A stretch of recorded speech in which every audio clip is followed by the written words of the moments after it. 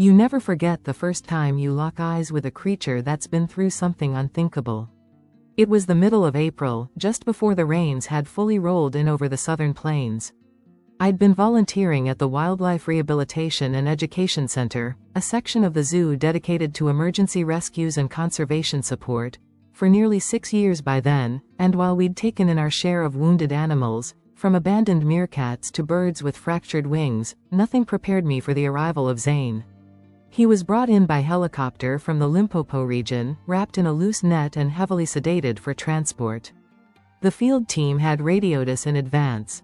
A zebra foal, just over a month old, found alone near the edge of a dried riverbed. His coat was dusty, streaked with blood, none of it his own, as it turned out. The team suspected poachers had taken down his herd. When they arrived on the scene, they found several adult carcasses, butchered crudely for their hides and meat. Somehow, amidst the chaos and stench, this tiny foal had survived, trembling in the tall grass just 20 yards from the scene.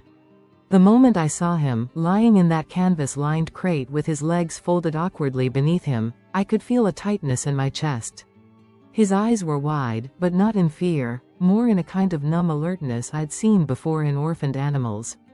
The way prey animals go still, hoping they'll blend into silence. We later learned his mother had likely been one of the first to fall. There were signs of a struggle, hoofprints scattered in panic. But Zane hadn't fled. He had stayed close, loyal to a body that could no longer protect him. The veterinary staff named him Zane that same evening. It was simple, strong, and, most importantly, easy to say softly when approaching a frightened foal. He was too weak to stand for long those first few days. Dehydration, stress, and muscle fatigue had nearly done him in. We kept him under heat lamps and hand-fed him a special formula through a long bottle with a rubber nipple. The first time he drank from it, it was barely a sip, but the way his little ears twitched told me he still had some fight left. My job during those early weeks was primarily observation and comfort, sitting close, reading aloud to him sometimes, or humming songs to fill the silence. Touch had to come slowly. Zebra foals aren't like dogs or cats, they don't automatically trust. Every bit of progress had to be earned. But one morning, after nearly 2 weeks of keeping a respectful distance, Zane took 3 wobbly steps toward me. I was sitting cross-legged, sketching in my notebook, and he nudged my elbow with his muzzle. That was the moment everything shifted. Zane's rehabilitation was slow, deliberate. We had to balance his need for safety with the biological imperatives of his species. Zebras are herd animals. They bond early, often in the first hour of life. Without that maternal presence, Zane's chances of integrating into a group later on would be slim unless we did things carefully. So after his initial quarantine period, we began introducing him, first visually, then physically, to a small group of adult zebras in our open enclosure. The enclosure wasn't a cage but a sprawling savanna habitat, several acres in size, designed to mimic the African plains as closely as possible. The adults were wary at first. One female, a dominant mare named Thule, kept her distance entirely for the first week. But another, a more maternal type named Loma, showed mild curiosity. It started with sniffing through the fence, followed by slow, measured contact. Zebras are surprisingly vocal. They bray, bark, and nicker in ways most people don't expect. I remember the first time Loma whinnied gently at Zane and the way his ears perked. It was the first real social cue he'd received since his herd had been lost. The enclosure team kept a close eye on the dynamics, using hidden cameras and behavioral logs. We were worried about aggression or rejection, but over the course of 3 weeks, Zane and Loma formed a tentative bond. She never fully adopted him, but she allowed him to follow her, stand near her, and eventually eat beside her. The impact on Zane was profound. He grew more confident, physically stronger. His coat, once patchy and dull, began to shine. He'd run laps around the enclosure, kicking his heels and bucking like he was testing his power. During this period, I spent nearly every day with him. It wasn't required of me. Volunteers often cycle through different animals, but I'd asked to be assigned to him permanently. There was something in Zane's resilience that anchored me. He wasn't just surviving, he was choosing to engage with a world that had betrayed him. And that felt deeply important to witness. We eventually opened his access to the full herd. By then, Zane had gained the strength and social savvy to navigate the hierarchy. He took his place cautiously, sticking to Loma's shadow, but he wasn't shunned. And over time, even Thule stopped challenging his presence. Zane had, in effect, become part of something again. But there was always a part of him that held a certain quiet distance. He was never the most playful, never the most vocal. Other foals might nip and tumble and chase each other through the grass. Zane watched more than he played. He'd stand on the outer edge, ears pivoting toward the laughter of children visiting the zoo, the hum of golf carts, the rustle of wind in the acacia trees. Some days he seemed to be searching for something none of us could offer, something he had lost too early to even understand. We did our best to provide routine and enrichment, puzzle feeders, scent trails, foraging activities. But Zane responded most to music. One of the keepers discovered it accidentally, leaving a Bluetooth speaker on while cleaning the water troughs. Soft guitar strumming had come through, and Zane had wandered closer than ever before. After that, we played music often, instrumental, mostly, gentle and flowing. He'd stand near the speakers, ears relaxed, eyes half closed, as if letting the sound fill a space inside him nothing else could. I used to think healing was a fixed endpoint, a place you arrived at, like a finish line. But Zane taught me otherwise. Healing, for him, was a landscape he moved through slowly, sometimes in circles. There were days he would stand at the far edge of the enclosure, watching the horizon for hours. Maybe memory lived there, just beyond the fence. By the end of that first year, Zane had grown tall and sleek, his legs strong, his movements assured. He was no longer a fragile orphan but a young zebra beginning to understand the rhythms of life again. He had his place in the herd. He had a name. He had a history, one that we had carefully documented for conservation records, educational outreach, and for ourselves, so we would never forget where he'd come from. But we also knew the story wasn't over.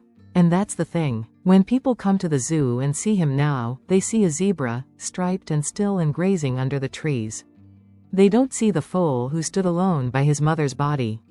They don't see the nights he cried out in the dark, or the way he flinched the first time someone reached toward him. When Zane turned 2, something shifted. It wasn't sudden, but it was unmistakable. He was no longer a foal. His legs had thickened, his chest broadened, and the curve of his neck, once delicate and coltish, had taken on the strength of a young stallion. But it wasn't just physical. The changes were behavioral too, and for anyone who worked closely with zebras, they were inevitable. In the wild, young males often leave their natal herd between 1 and 3 years old. Some are forced out by the dominant stallion, others drift away in search of their own place in the world. We couldn't replicate that exact transition in our enclosed habitat, but we had to respect its biological purpose. Letting Zane grow up with no outlet for his instincts would only lead to conflict, for him, and for the others. We had several options. One was to separate him into a bachelor group, a common solution in managed care, where non-breeding males are housed together to mimic the social dynamic of young wild stallions. But Zane wasn't like the others. He had never learned normal dominance behavior from older males, hadn't been pushed or challenged as foals often are. His development had been shaped by trauma and human care, not the hierarchy of the savanna. The behavioral staff suggested a gradual transition, short separations, then reintroductions, allowing Zane to test his independence. The first few sessions went well. He would pace a little when taken from the main enclosure, bray loudly at feeding time, but he adjusted. We rotated him through different adjacent paddocks so he could still see the others. Loma, his former surrogate, would call for him sometimes, her brays low and rhythmic, and Zane would answer. But something changed when we paired him with 2 other young males, Kojo, a more assertive yearling, and Toby, a calm gelding with a history of mentoring younger zebras. At first, Zane held back, sticking close to the edges, avoiding confrontation. Kojo tested him immediately, circling and nipping at his hindquarters. It's typical behavior, not meant to harm, but Zane didn't react the way we expected. He froze, went still. His ears laid flat. And then, after a long pause, he lunged, not playfully, not measured, but with raw, panicked force. There was a brief scuffle, and we intervened quickly. Kojo had a minor cut above his eye, and Zane was trembling, not injured, but visibly shaken. It became clear that Zane hadn't learned the rules of play fighting. What Kojo saw as sparring, Zane saw as danger. His instincts didn't recognize the difference. For weeks afterward, we had to revisit everything. Our team brought in behavioral specialists from a partner facility, experts who had worked with other rescued animals raised in incomplete herds. They reviewed footage, studied Zane's body language, and helped us draw up a new plan. It was more cautious, more patient. We shifted from peer interaction to observational learning. Zane would watch other bachelor groups from behind a one-way screen. We introduced mock, sparring, poles, padded enrichment tools shaped like zebra heads and legs, so he could experiment safely with the types of contact he never learned as a foal. And slowly, it worked. Zane began to mimic sparring motions, tentative at first, like dance steps half remembered. He'd kick at the poles, then trot in circles, braying in short bursts. When we reintroduced him to Toby alone, the older male approached gently, lowering his head in a submissive posture. This time, Zane didn't freeze. He stepped forward, touched muzzles, and walked away. It was the zebra equivalent of a handshake. That moment was a turning point.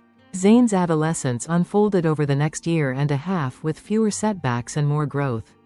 He learned to coexist with other males, to assert himself without panic. Kojo was reintroduced later, and this time, their interactions stayed within normal parameters. Zane didn't try to dominate, but he didn't retreat either. He had found his footing, both literally and socially. But not all challenges came from within the herd. In the winter of his third year, a virus swept through the hoofstock section of the zoo. It started with the giraffes, dry coughing, lethargy, loss of appetite, and spread quickly. The veterinarians identified it as a strain of equine herpesvirus, likely carried in by a recently transferred antelope from another facility. It wasn't deadly for most, but young animals and the immunocompromised were vulnerable. Zane was among the first to show symptoms. He stopped eating for 2 days, stood still for hours at a time, eyes half closed, tail motionless. I remember sitting just outside the isolation pen, watching him breathe, shallow, irregular. I'd never felt so helpless. We couldn't sedate him for too long, stress would make it worse. But we had to administer antivirals through injections and oral syringes. He resisted, not violently, but with a quiet, haunting reluctance. As if the memory of restraint, of trauma, still lived somewhere in his body. There were moments we weren't sure he'd recover. The vet team started round-the-clock care. I took the night shifts when I could. I'd bring a chair into the corner of the pen, sit quietly with a warm blanket and speak to him in low tones. Sometimes I'd read aloud from my old notebooks, observations I'd written about him as a foal. I don't know if he understood the words, but I do believe he recognized the rhythm of my voice. By the end of the second week, his appetite returned. He began nibbling at the hay. When he defecated normally for the first time in days, we actually cheered. Zane survived. Several others weren't so lucky. The outbreak forced us to rethink many protocols, quarantine systems, interspecies transfers, even the training of volunteers. But it also reinforced something we'd always known but rarely had to face so directly: that even in the safety of managed care, wild animals remain vulnerable to the same forces that shape their lives in the bush. Illness, loss, uncertainty. By the time Zane turned 4, he had settled into a new rhythm. No longer part of the main herd, he now lived in the bachelor section with 3 other males. Their relationships were dynamic, always shifting, but peaceful. Zane had become the quiet anchor of the group, not dominant, not submissive, but steady. Visitors often stopped to watch him stand near the viewing glass, his head turned slightly as if listening to the hum of human voices on the other side. He never reacted strongly, but he noticed. One day, a group of schoolchildren came through on a tour. I happened to be nearby, cleaning enrichment items. A little girl pressed her hand to the glass and said softly, "That one's my favorite." I asked her why, expecting something about his stripes or how close he was standing. She looked at me and said, "Because he looks like he remembers something." And maybe she was right. Zane carried his past in his posture, in his stillness. Not as a weight, but as a thread woven into everything he had become. His story had taken root not just in our records or outreach programs, but in the way people responded to him. Calm, quiet, a little awestruck. As he neared full maturity, we began exploring the possibility of transferring him to a larger reserve program, a protected sanctuary several hours north that allowed zebras to roam in semi-wild conditions. It wasn't a decision we took lightly. He had been with us since he was a month old. But Zane's development, his recovery, had outgrown the boundaries of his enclosure. The idea that he might one day walk again across open land, among grass and sky and no fences, felt like the right kind of ending. Or perhaps a beginning. By the time Zane was approaching his 5th year, we began to realize something that had always quietly hovered in the background: he didn't belong here anymore. Not because he was unhappy. In truth, Zane had become one of our most stable and well-adjusted animals. He'd found his rhythm within the bachelor group, no longer anxious or defensive. He ate well, engaged with enrichment, responded to training cues.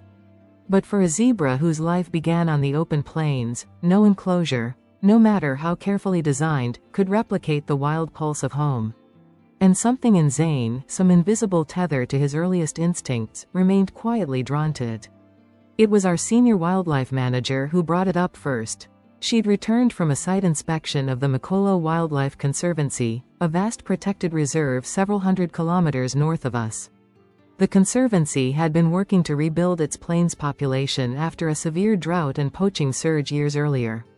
Now, with tighter security, more stable funding, and support from several accredited zoos, they were slowly reintroducing animals that had been raised or rehabilitated in managed care.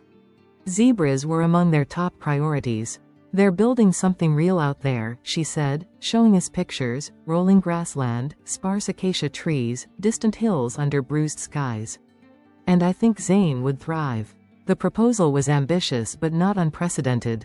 We'd supported other transfers to Makolo in the past: giraffes, springboks, even 2 servals who'd been born in our breeding program. But this one was different. Zane wasn't just a zebra. He was Zane, the foal I'd watched nearly die of dehydration, the adolescent I'd sat with during illness, the quiet survivor who'd taught us more than we ever taught him. There were risks, of course. The transfer would be long and stressful. He'd be exposed to a new herd, new terrain, and weather patterns he'd never experienced before. And in Makolo, he'd no longer be under constant human protection. It wasn't release into the wild, not in the purest sense. These reserves are fenced and monitored, but it was freedom, of a kind. It meant fewer interventions, fewer routines. It meant letting go. For 3 months, we prepared him. Crate training was first, getting him used to the custom-built transport container through gradual exposure. At first, he wouldn't even step near it. So we placed his food just inside the threshold, then slowly moved it further in each day. Eventually, he'd walk in on his own, stand calmly, and even lie down when the back gate closed. We also adjusted his feeding to mimic Makolo's vegetation, introducing hay blends more similar to the region's native grasses. Our vet team ran every test possible: blood work, X-rays, stool analysis. Zane passed each check without issue. He was strong, healthy, ready. I spent more time with him than usual during those weeks. I'd sit by the fencing at dusk when the zoo quieted down, when the air cooled and the others were bedding down. Zane would often stand nearby, not pressing close, just present. He had developed a habit of watching the sky in those hours, as if listening to the wind. I often wondered if memory still lived in him, tucked away like a stone at the bottom of a deep well. Not the memory of death or noise or fear, but the sensation of open space, the rhythm of hooves over dry soil, the way the air moves when there are no walls to stop it. The morning of the transfer came without fanfare. We didn't announce it to the public, partly for Zane's safety, partly because goodbyes are best done quietly. The truck arrived just before sunrise. Zane was coaxed into the crate without resistance. We lined the base with soft padding, mounted a camera inside for monitoring, and attached his travel documentation, meticulously detailed medical records, behavior logs, ID microchip scans. It was all there, the paper version of the life we'd known. He didn't bray, didn't buck. Just stood inside the crate, ears pivoting slightly, eyes alert but calm. I walked with the handlers to the loading dock, hand resting on the outside of the metal wall that separated us. And when the crate was lifted onto the truck, secured, and the doors closed, I stood there for a long time after the engine faded into the distance. He arrived at Makolo without incident. The team there, a mix of zoologists, rangers, and local conservationists, sent updates immediately. Zane was released into a soft introduction pen, adjacent to the reserve's main zebra herd. For the first few days, he remained cautious, as we expected. He paced the fence, sniffed the earth, followed the shadows of birds overhead. And then, on the fourth day, one of the resident mares approached him through the barrier. It began again, a cautious muzzle touch, a low, questioning bray. Within a week, the pen gate was opened. Zane stepped out, alone at first, and began walking the edges of the grazing field. The other zebras didn't rush him. They watched, grazing lazily, indifferent in the way only prey animals can afford to be when they sense no threat. And then, on the 12th day, the herd moved. And Zane followed. He didn't lead. He didn't stay behind. He simply joined them, falling into the fluid choreography of something ancient and essential. From that point on, we heard from Makolo monthly. Zane adapted well. He learned the territory quickly. During seasonal rains, he was seen standing near the watering holes, surrounded by others. By his 6th year, he had formed a stable bond with a small subgroup, 2 other males and a young mare. There was no drama, no injuries, just the steady pulse of life in motion. A few years later, I finally visited the reserve. It was strange, being there, not as a keeper or volunteer, but as a visitor on a guided trek. We spotted giraffes first, then a group of elands, and finally, in the distance, a spread of zebras. At first, I couldn't tell one from another.